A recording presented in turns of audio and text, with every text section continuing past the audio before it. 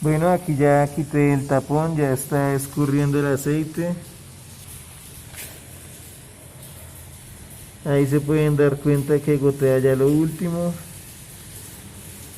Ni una gota de aceite. Bueno, ya ahorita ponemos nuevamente el tapón, ponemos el embudo y aplicamos el aceite nuevo. Cuando esté desocupado, cambiar el filtro de la gasolina.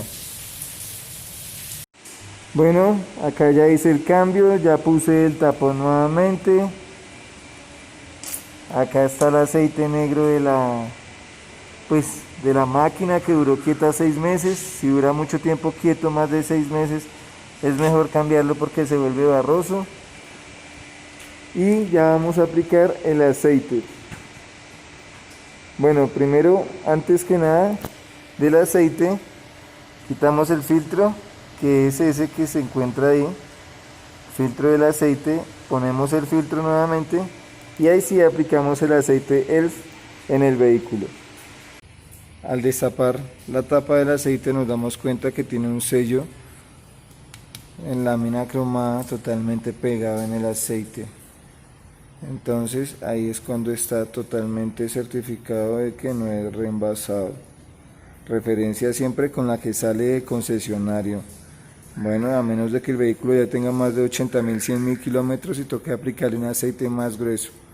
Bueno, entonces ya saben, con Mahola 33 es fácil aprender desde sus casas. Bueno, acá ya quité el filtro. Para ello necesitamos la herramienta que hace el 75% de trabajo y nosotros ponemos el 25%. El filtro tal cual, chan chan, y medio centímetro más corto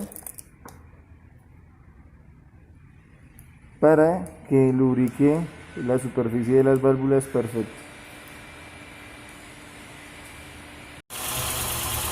Listo mundo, ahí ya prendió esta bendición de motor que está perfecto y se continúa dejando perfecto.